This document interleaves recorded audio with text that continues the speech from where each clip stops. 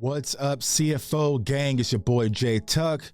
Real Cowboys fans, stand up. And what we're going to talk about is the topic I get asked all over social media, all down in the comments like, yo, Tuck, we are coming up on the trade deadline on November 1st. What moves are the Cowboys going to make, right? And we sit back kind of like kids on Christmas, seeing what the 49ers just got with Christian McCaffrey, even though I think the 49ers got fleeced in that deal. I just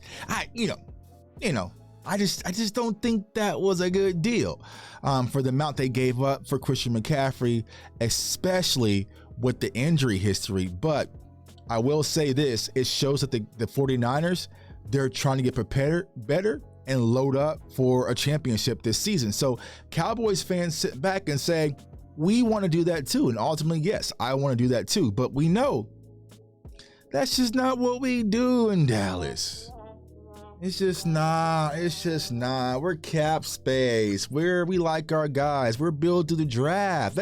That is what we do. That is our moniker when it comes to Dallas Cowboys. But being asked this question so frequently, if there was a move that I personally would make, throwing everything out, right? Throwing all the context. We're going to add the context, but just throwing context out of it, right? What would be the move I would make? I would go get DJ Moore out of Carolina. Carolina, they're selling. Looks like they're looking to rebuild, get loaded up for the offseason, get loaded up for the draft. So if I'm able to contact the Carolina Panthers and get DJ Moore, who was one of my favorite prospects back in 2018, I would go do it. But this ain't fantasy football. This ain't fantasy football. And here's the thing. You got to pay him, and he's going to cost. And he's going to cost not only draft capital, because you're going to have to give up draft picks to get him. Now, we've seen what Tyreek Hill kind of went for and what Christian McCaffrey went for. So you're not just going to be able to give him a second-round pick and be cool. You might got to give a second and a third and a fourth and a future second. You're going to have to completely give the Panthers an overhaul to get a player of the caliber of DJ Moore. And I just don't see Stephen Jones and the Cowboys doing that, because also it's going to cost you about $25 million next year. And that's based on my calculations with my mental math. You carry the 5, toss the 4 around, and that's more than what they were going to pay Amari Cooper. So I just don't see the Cowboys making a move for DJ Moore, though from a fantasy aspect, just from a football fandom aspect, I would love that move, but I just don't see it happen. Another name that's always brought up as well, Roquan Smith, linebacker from the Chicago Bears, right? You salute to all my Georgia dogs in the house, my guy, Professor. Oh, them dogs, man. He is 25 years old, and I feel like the Cowboys do need to strengthen the linebacker core, because we spoke about Anthony Barr, we spoke about LVE. They're doing okay, but I feel like if there's any area of improvement, that would be the area to improve. But once again, you got to give up draft capital to get him, even though Roquan Smith is a tackling machine. Like, he's out there. He's just everywhere, flying around, right? He's going to be a free agent, so you have to re-sign him, and it's going to cost. And you got to think about when it comes to the monies. You got CeeDee Lamb, you got Trayvon Diggs, you got Terrence Steele now, you got, Donovan Wilson, you got some guys that's going to, Tony Pollard, but you got some guys that's going to want their paper, and they're going to want their paper ASAP. I just don't see the Cowboys making a move for Roquan Smith and then signing him in the offseason in their free agency deal, so you X that one out the list, right?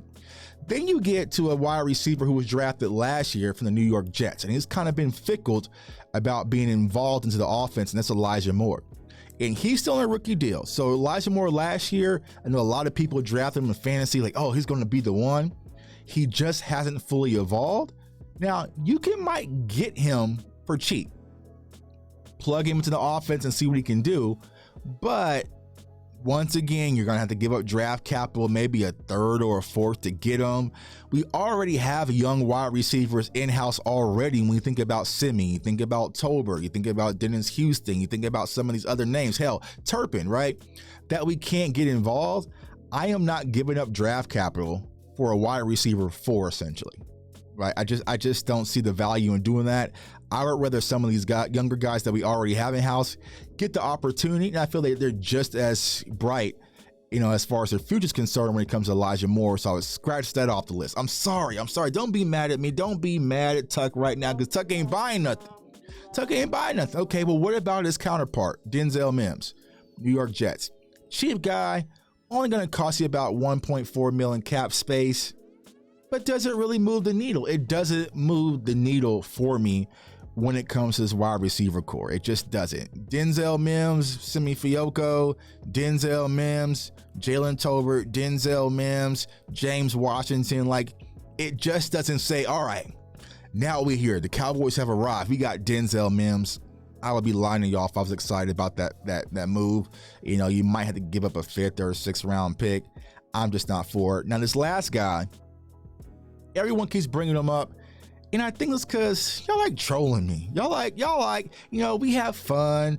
I troll sometimes, and you guys troll me.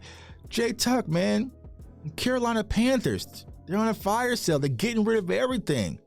Why don't we go get Brian Burns? No. What?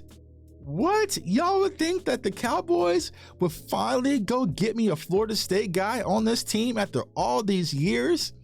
It ain't happening, right? It ain't happening, man, because also you're going to have to pay Burns about $16 million next year. And anybody down in the comments, let me know, who do y'all think Brian Burns' agent is?